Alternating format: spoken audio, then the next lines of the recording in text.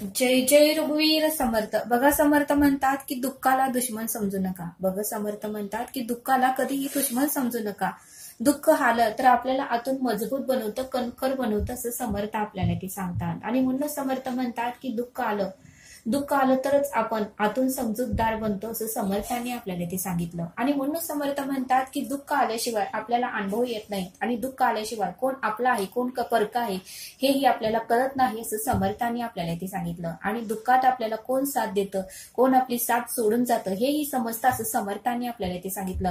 आणि हे दुःखच आपल्याला आतून परिपक्व बनवतं, असं समर्थ आपल्याला ते सांगतात. बघा समर्थ म्हणतात की या जगामध्ये, या भूतलावर प्रत्येक व्यक्तीला परिपक्व बनवणारी असं कोणतीही शाळा नाही. या जगामध्ये, या सृष्टीमध्ये प्रत्येक व्यक्तीला परिपक्व बनवणारी अशी कोणतीही शाळा नाही. परिपक्व व्यक्तीला आहे त्याच्या आयुष्यात आलेले प्रसंग, त्याच्या आयुष्यात आलेले संकट, त्याच्या आयुष्यात आलेले दुःखच त्याला आतून परिपक्व बनवतं, असं समर्थांनी आपल्याला ते सांगितलं. आणि म्हणूनच समर्थ म्हणतात की कसं वागायचं, कसं बोलायचं, कसं राहायचं हे आपल्याला आपल्या आयुष्यात आलेले प्रसंग, आपल्या आयुष्यात आलेले दुःख, आपल्या आयुष्यात आलेले संकटच आपल्याला सांगतात, असं समर्थांनी आपल्याला ते सांगितलं. आणि म्हणूनच समर्थ म्हणतात की या जगामध्ये, या सृष्टीवर परिपक्व बनवणारी अशी कोणतीही शाळा नाही. परिपक्व बनवते ते आपल्या वाटेला आलेले दुःख आणि आपल्या वाटेला आलेले प्रसंगच आपल्याला परिपक्व बनवते, असं समर्थांनी आपल्याला ते सांगितलं. बघा समर्थ म्हणतात की मृत्यू येईपर्यंत मनुष्य काही ना काहीतरी शिकत असतो. समर्थ म्हणतात की मृत्यू येईपर्यंत मनुष्य काही ना काहीतरी शिकत असतो. आणि म्हणून समर्थ म्हणतात की लहान मुलांकडून सुद्धा आपल्याला काही ना काहीतरी शिकायला मिळतं. आणि म्हणून समर्थ म्हणतात की दुःख आलं म्हणून घाबरू नका आणि दुःखाला कधीही दुश्मन समजू नका, कारण या दुःखामुळेच आपल्याला अनुभव येतात. या दुःखामुळेच आपण आतून कणखर बनतो आणि या दुःखामुळेच आपण आतून समजूतदार बनतो आणि या दुःखामुळेच आपण आतून शांत होतो आणि या दुःखामुळेच आपले 8 विषय कमी होतात, असं समर्थांनी आपल्याला ते सांगितलं. आता 8 विषय कोणते, तर काम, क्रोध, लोभ, अहंकार, वासना, हे सर्व काही 8 विषय आपले दुःख आल्यामुळेच कमी होतात. आणि दुःख आल्यामुळेच आपल्याला या 8 विषयांची जाणीव होते की क्रोध केलं तरी आपलं नुकसान आहे, अहंकार केलं तरी आपलं नुकसान आहे, द्वेष, मत्सर, तिरस्कार केलं तरीच आपलं नुकसान आहे. आणि हे 8 विषयच आपल्याला रसातळाला नेतात. आणि दुःख आल्यावरच आपल्याला या 8 विषयाची आपल्याला जाणीव होते, कारण हे 8 विषयच आपल्याला दुःखाच्या खड्ड्यामध्ये घालतात, असं समर्थांनी आपल्याला ते सांगितलं. एक क्रोध क्षणभरासाठी येतं पण आयुष्यभराचं नुकसान करून जातं. आणि मग मात्र शांत झाल्यावर आपल्याला वाटतं की तो क्रोध आपण का केला, त्या एका क्रोधामध्ये आपलं भरमसाठ नुकसान होतं, असं समर्थांनी आपल्याला ते सांगितलं. एक अहंकार एका मिनिटासाठी येतो पण आपल्याला कितीतरी नुकसान करून जातो, असं समर्थांनी आपल्याला ते सांगितलं. म्हणून समर्थ म्हणतात की आपल्या देहातील 8 विषयांची जाणीव घ्या. 8 विषय कधी कोणत्या ठिकाणी वापरले पाहिजेत याचाही आपण विचार केला पाहिजे, असं समर्थांनी आपल्याला ते सांगितलं.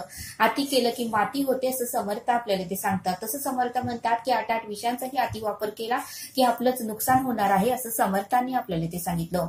म्हणून समर्थ म्हणतात की दुःखाला कधीही दुश्मन समजू नका आणि दुःखामुळेच आपण आतून समजूतदार आणि कणखर बनतो, असं समर्थ आपल्याला ते सांगतात. बघा समर्थ आपल्याला सुंदर असा बोध देतात.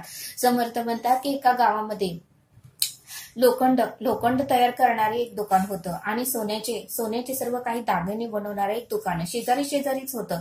बघा सोन्याचे दागिने करताना मात्र जास्त आवाज येत नव्हता, पण लोखंड कट करताना मात्र जास्त आवाज येत होता.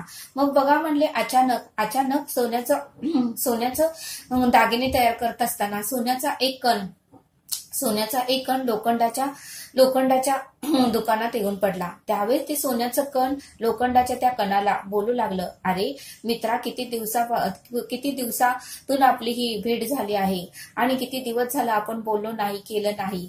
आपल्या दोघांनाही त्रास आहे. आपल्या दोघांनाही अग्नीमध्ये घातलं जातं, परत आपल्या दोघांवरही घाव घातले जातात. ते सगळं काही सहन करून आपण मग उत्तमरित्या बनतो. माझेही मग दागिने उत्तमरित्या बनतात, तुझंही काय वस्तू बनवायची असेल तर उत्तमरित्या बनते. आणि मला फार त्रास होतो रे, हे सर्व काही तापातून, वेदनेतून, संकटातून जावं लागतं. पण आता काय, हेच आपलं नशीब आहे, म्हणून मी आतून कणखर आणि समजूतदार बनलो आहे. त्यावेळेस मात्र लोखंडाचं कणही बोलू लागलं सोन्याच्या कणाला, अरे तुझ्यापेक्षाही माझं दुःख जास्त आहे. तुला मारणारा तुला मारणारा लोखंडाचा हातोडा तर आहे, तुला मारणारा लोखंडाचा हातोडा तर आहे, पण मला मात्र माझ्यावर वार करणारा मात्र माझा भाऊच आहे, त्याचं मला दुःख होतं. माझ्यावर वार करणारा मात्र लोखंडच आहे, माझा भाऊच आहे, याचं मला मात्र दुःख होतं. बघ म्हणले, आपले ज्यावेळेस आपल्यावर वार करतात त्यावेळेस मात्र वेदना भयानक होतात, त्यातून बाहेर पडणं फार मुश्किल होतं. असं लोखंडाचं कण सोन्याच्या कणाला बनू लागलं.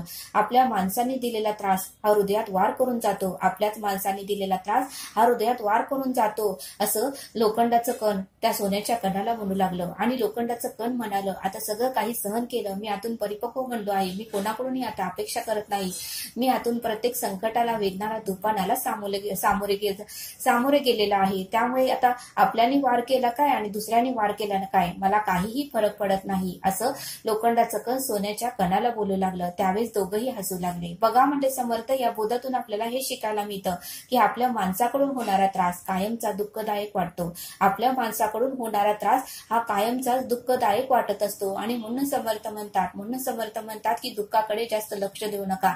या दुःखातूनच आपल्याला काहीतरी शिकायला मिळतं आणि या दुःखातूनच आपण आतून कणखर आणि मजबूत बनतो. आणि दुःख आपले हे दुश्मन नसतात, तर काहीतरी आपल्याला शिकवण्यासाठी येत असतात, काहीतरी उत्तमाचा मार्ग दाखवण्यासाठी येत असतात. आपल्यातील क्षमता, आपल्यातील शक्ती, आपल्यातील ऊर्जा, आपल्यातील सामर्थ्य बाहेर काढण्यासाठीच हे दुःख येत असतात, असं समर्थांनी आपल्याला इथे सांगितलं. कारण पूर्ण ब्रह्मांड आपल्यामध्ये वास करत असतं. त्या ब्रह्मांडाची शक्ती आपण ओळखावी, त्या शक्तीला आपण बाहेर काढावी, ऊर्जाला बाहेर काढावं, सामर्थ्याला बाहेर काढावं, त्यासाठी दुःख आपल्या वाटेला येत असतं, असं समर्थांनी आपल्याला या बोधातून समजावून सांगितलं. तरी आता आपण येथेच थांबूया. धन्यवाद. जय सद्गुरू.